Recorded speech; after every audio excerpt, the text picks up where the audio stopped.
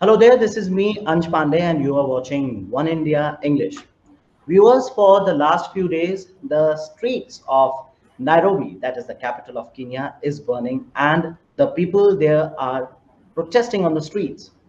The army has been deployed because an emergency has been declared, and the streets are still in a very great turmoil. The people are still protesting against a draconian law, which they deem that is draconian, by the President William Ruto, a new tax bill, which the people say is going to burden them even more at the time of an economic crisis. Today, to understand this situation better, we have got one person from the ground with us.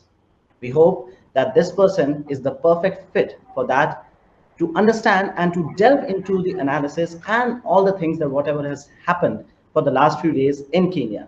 We have Mr. Ken Aseka, who is the editor in chief of the Kenya Times. Thank you for joining us, sir. Thank Uh, you, Monday. Yes, sir. Mr. Asika, firstly, a big thank you once again from the One India team for joining us. Sir, without wasting further time, I would like just to ask you very important questions from there. What exactly is the situation for the last 1 week there?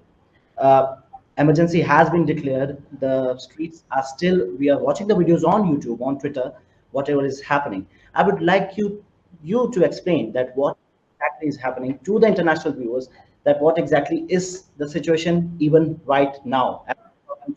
Thank you. So, as we speak at the moment, the situation is a bit tense in Nairobi. I spent around 30 minutes within the Nairobi Central Business District just to move from one street to another and trying to understand how the situation looks like. So, it is a bit calm, but with some tension because remember, the protesters had vowed to march to State House today, Yes, sir. Thursday, the 27th of June, to press and push the government, or rather the president, to back off and withdraw the controversial finance bill. But yesterday, just hours to this protest, the president went ahead and withdrew the bill and actually sent a memorandum to the parliament stating that he has withdrawn the bill and that all the clauses that were controversial need to be deleted, and therefore creating um, room for dialogue with the protesters. Remember, before yesterday, of course, the president had addressed the nation previous day Yes, sir. and condemned the riots, or rather the violence that was witnessed on Tuesday this week, where protesters actually stormed parliament, overpowered and breached security and stormed parliament. And the aftermath was actually loss of death, loss of lives, and and a mess. It was so messy because these protesters got into the chambers. Some actually sat on the chairs of the speaker, took selfies within the chambers, and in the process of retaliation and just trying to contain the situation, police moved in, and a number of deaths were reported. At least close to 20 people were confirmed dead. And that was on Tuesday this week. But the protests have been going on for the last 2 weeks. Even last week, there were. So, yeah, Yeah. yeah. So more than 20 people have died. As you stated, sir, President William Ruto yesterday backed off from the bill and he declared that even I was watching that he is sending the bill back to the parliament. He's sending the bill back to the parliament for further negotiations and to understand it, to make it more easy for the people to make the bill more convenient for them. But, sir, however, most of the world, including here in India, many people still don't understand the specifics of the bill and why the people are enraged over that bill. Can you please elaborate a little specifics of this bill, that why exactly the people are protesting, why exactly the 54 million people of Kenya are worried about this bill? Well, so to just give you some context, so Kenya is really in a debt hole. What I can call a debt hole. Kenya is battling huge debts that have been accumulated for the past several years, Hmm. and as a way of bridging that gap and raising more revenue, the government has now turned on taxes.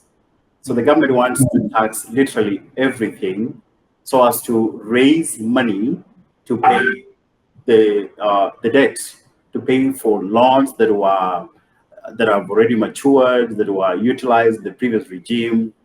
And that is where the problem is. So some of the Essential commodities. so some of the controversial components of the bill include taxes on bread. There was a proposal that bread would be taxed. Of course, in the process of these, I mean, somewhere last week, the government said that okay, we are removing that proposal to tax bread. There was a proposal to tax even diapers and locally manufactured diapers, what they were calling eco levy. But after that pressure, the government said no, we will only apply that eco levy on imports and not locally manufactured products. There was even a suggestion to introduce what they were calling motor vehicle circulation tax, that Mhm. every person who owns a vehicle would pay this certain percentage to the state, and that would have caused a lot of chaos. We saw even the insurance coming in and protesting, and so it is a huge concoction of issues that are boiling at this point. So the people felt like this is too much. Yeah, Mhm. you want to raise more taxes, but at the same time, the level of wastage. Mhm. Kenyans have no problem with paying taxes. Okay. Kenyans have a problem with overtaxation and misuse of public resources. That is the main issue. Yeah. I get it. I get it. I get it. Sir, how do you see the world reaction on the Kenya violence? Are all the angles of this violence being covered, or is there something that the world is actually missing? I know at the moment we have had reaction from across the world.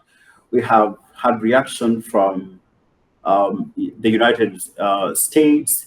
We've had reactions from the UN. Of course, all these people condemning the excessive use of force and death that has been witnessed in Kenya. Even the African Union Commission has condemned the use of force. So the biggest concern here is the use of force and the shooting of protesters who are unarmed. And even before Tuesday, because Tuesday it was something else. Of course, they stormed Parliament, and what do you expect the police to retaliate? But last week we had cases of protesters who were unarmed that were shot dead. So that is also one of the angles that have not been well taken care of, and the kind of pressure probably Kenyans want to see more pressure being mounted on Nairobi or President Ruto to actually rein in and contain the situation and end the mass killing. So what has not been captured well, of course, is the mass killing and the underlying issues of corruption and wastage that makes the population or the public angry and furious about all this. Hmm. Uh, well, as you said, it appears that Tuesday, whatever happened in the parliament was some sort of a catalyst, and after that, the protest erupted all across the country after the capital, Nairobi. We also got reports from other cities too. Sir, Kenya, being the US's closest non-NATO ally, do you think that Kenya's problem is somehow now going to impact the Israel Hamas and the Hezbollah conflict that is somehow making more headlines nowadays on the television and across the world? Well, so the situation in Kenya is coming at a time when just 2 days ago, of course, the US formally approved Kenya as a non-NATO ally. Yes, sir. And what that means is that Kenya now has a huge recognition in terms of international security matters.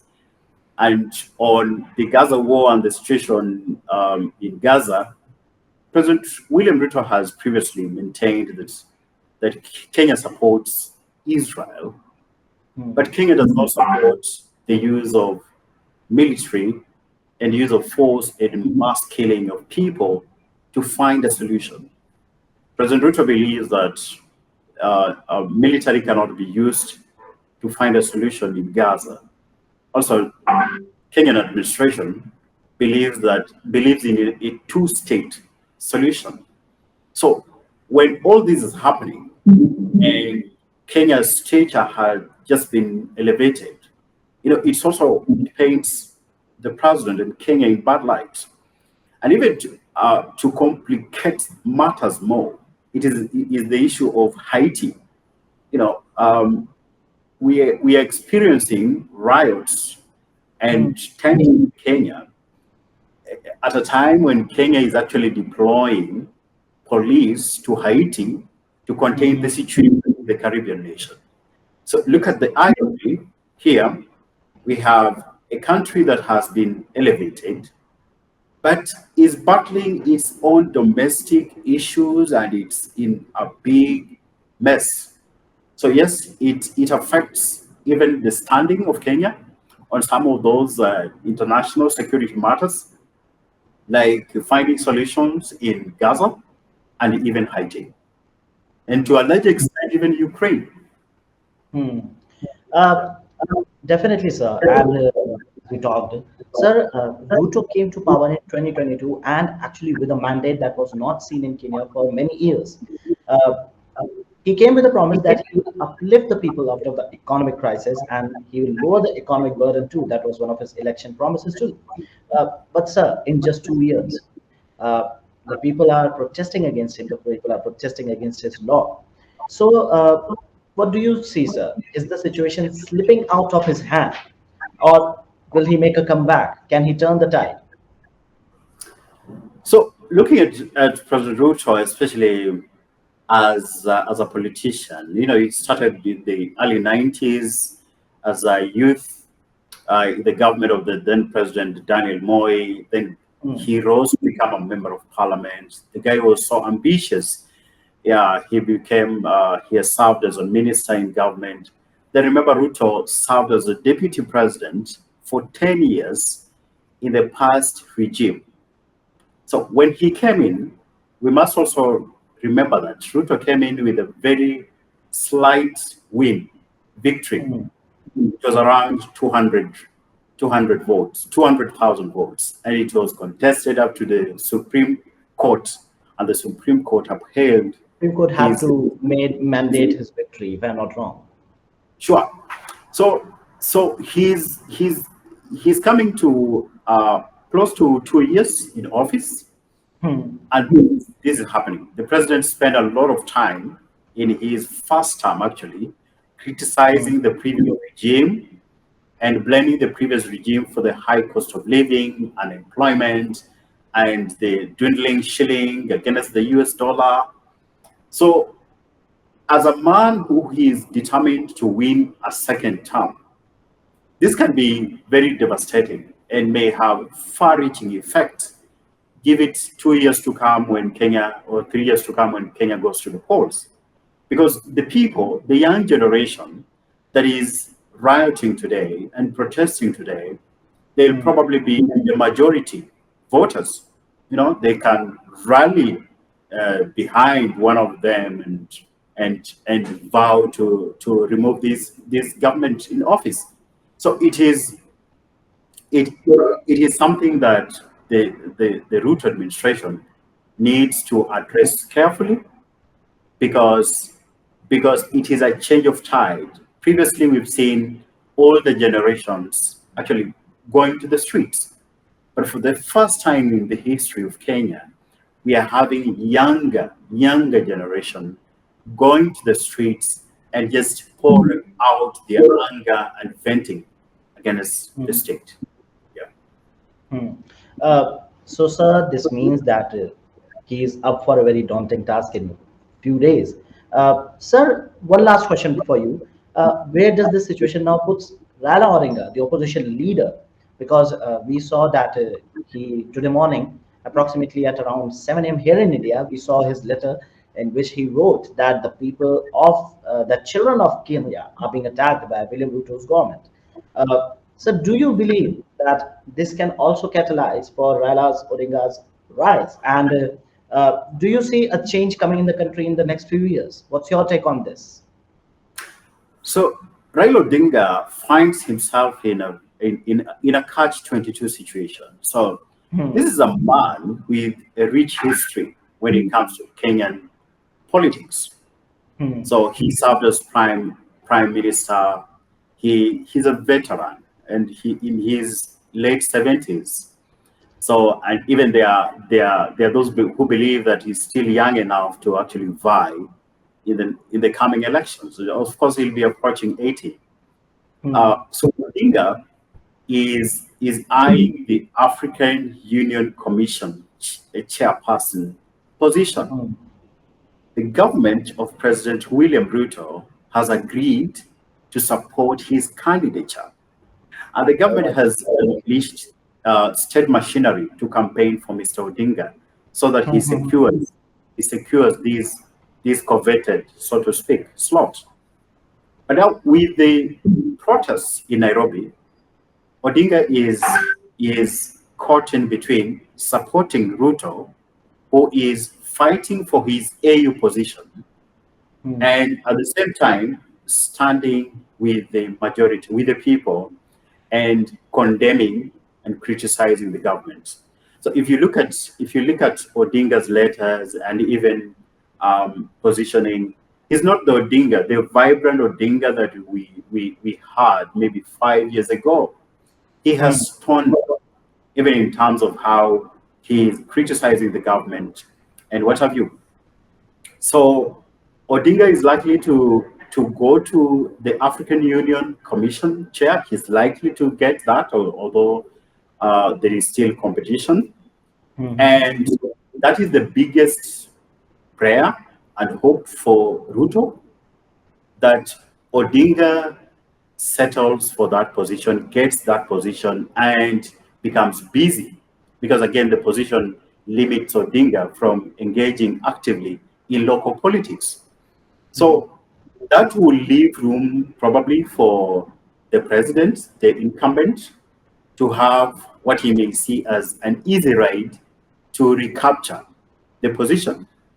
But in terms of change, what you've asked about seeing change around the corner, I think moving forward, Hmm. the change that we're likely to see is the younger generation being involved more and more in matters governance and leadership.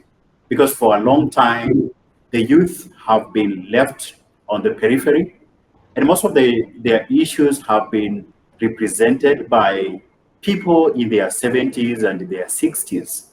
But Hmm. as things appear at the moment, we are likely to see more and more dialogue that revolves around the younger population. And probably that's the change that we are likely to witness in the coming days. Okay. Uh, Mr. Aseka, a very big thank you and I appreciate your time for giving us that precious time to us for this interview. And I think no one could have explained this situation better to us to understand the Kenyan politics, to understand everything that is happening in Kenya right now. We were very curious, and once again, that's why I appreciate that you gave this precious time to us for this interview, sir. Thanks a lot, and anytime I'm available. You can always Mhm. reach out for updates on the situation Mhm. in Nairobi, but fairly peaceful and calm. And welcome to Nairobi. Yes, sir. Yes, sir. Of course, when I'll get time, I'll definitely visit that country. I've heard it's very beautiful. We hope for your safety, sir, and we also hope that Kenya comes out of this problem very soon as possible. A big thank you, sir, for this interview. Thank you very much. Thank you.